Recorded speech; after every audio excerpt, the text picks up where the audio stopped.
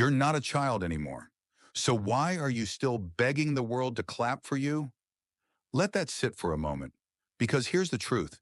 If you're constantly adjusting who you are to receive praise, to be liked, to fit in, you're not living. You're performing. And there's a difference, a profound one, between living authentically and acting out a version of yourself designed for social approval. Now you might say, wow, well, isn't it natural to want to be liked? Of course it is. But natural doesn't mean healthy. And what begins as a normal desire can metastasize into a spiritual dependency, an addiction to the approval of others, like a drug. And here's the worst part. Every time you get that little hit of validation, you move further from who you really are. This video is about reclaiming your autonomy, psychologically, emotionally, spiritually.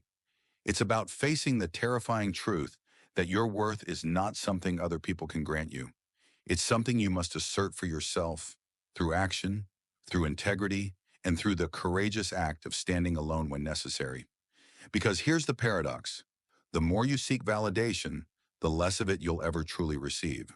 Not the kind that matters, not the kind that sustains a soul. What if the reason you feel hollow is because you've outsourced your sense of self? Let's talk about that.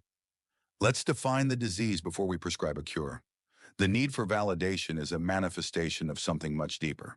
It's not merely insecurity. It's not just low self-esteem.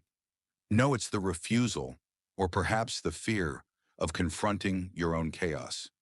It is the abdication of the responsibility to determine who you are, and instead handing that burden over to the mob. And the mob? It's fickle, it's irrational, it's driven by trends, by envy, by manipulation. You're trusting your identity to a mirror that distorts your reflection by the second. This is not a new crisis. This is an ancient one. Carl Jung spoke of the persona, the mask we wear in public. And masks aren't necessarily bad. We all need roles. You play the professional at work, the partner at home, the citizen in society. But what happens when the mask becomes your face? You forget that there's anything beneath it. And worse, you start to fear taking it off. Because if your whole identity is built on approval, the moment someone disapproves, you crumble. You have no inner scaffolding, no internal authority, no spine. So what happens? You become hyper-attuned to others. You watch their reactions like a starving dog watches for scraps. You edit yourself before you speak. You post something online and refresh the screen every 5 seconds, waiting to see how many people liked it, as if that will settle the existential hunger gnawing at you. But it doesn't, does it?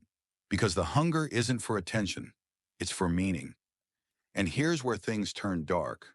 When you realize that the crowd can't give you meaning, you either face the terrifying truth that you must create it yourself, or you numb the pain with distraction, self-pity, or ideology. You adopt groupthink. You parrot what's popular. You join a tribe, not because you believe in it, but because it gives you a borrowed identity. That's not belonging. That's slavery with extra steps. Take the biblical story of Cain and Abel. Cain's offering is rejected by God, and instead of improving himself, instead of taking responsibility for his failure, he lashes out and kills his brother. That's the archetype of resentment, of refusing to confront your inadequacy and instead blaming the external world. This is what people do when they seek validation. Deep down, they feel unworthy. But instead of fixing it, they blame the world for not accepting them as they are. Even when as they are is weak, aimless, and bitter. This leads to a life governed by fear. Fear of rejection, fear of judgment, fear of being alone with yourself. So you conform, you dilute your thoughts, you avoid challenge, and eventually you forget what your real voice even sounded like. That is the cost of seeking validation. The cost is you. Now maybe you're thinking, but isn't some validation necessary? Isn't human connection built on recognition and feedback? Yes, absolutely.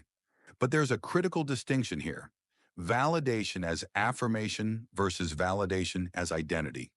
It's entirely natural, even healthy, to feel encouraged when someone sees you, acknowledges you, supports you. But that's not what we're attacking. What we're addressing is when your entire identity, your emotional stability, your worldview, your very sense of worth depends on that external recognition. It's the difference between using a compass and being blown about by the wind. Here's a deeper truth. If you try to live without any regard for others, you risk becoming antisocial, cold, narcissistic, disconnected from the communal reality we're all embedded in. But if you live entirely for others, you risk annihilating your own soul.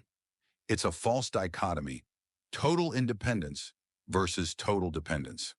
The aim is integration, to develop an internal structure strong enough to stand alone, but flexible enough to love others freely without neediness. And let's be honest, many people cling to the need for validation under the guise of being kind or being nice. But often that kindness is a strategy. It's manipulative, not generous. You're not being nice, you're bartering. I'll be who you want me to be if you'll just approve of me. That's not morality. That's cowardice masquerading as virtue. Nietzsche said, "He who has a why to live can bear almost any how." The problem with seeking constant validation is you outsource your why to others.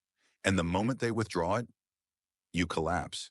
This is why so many people suffer in silence when they're unfollowed, rejected, or ignored, because their self was never theirs to begin with. Another counterargument you might hear is this: but society needs norms. If we all stopped caring what others thought, wouldn't we have chaos? Again, let's clarify. Caring what others think isn't the problem. Being ruled by what others think is. Mature people consider the feedback of others without becoming subservient to it. They weigh it, reflect on it, and then choose what aligns with truth, not popularity. And if you really want to help society, if you really want to be a force for order rather than entropy, then develop yourself into someone worth listening to. Someone who can withstand criticism, who speaks with clarity, who acts with conviction, who isn't shaken by disapproval. The world doesn't need more agreeable drones. It needs individuals, whole, resilient, rooted individuals who can confront complexity without crumbling. Think of the great figures in history: Socrates, Galileo, Christ, Solzhenitsyn. These weren't men beloved by the mob.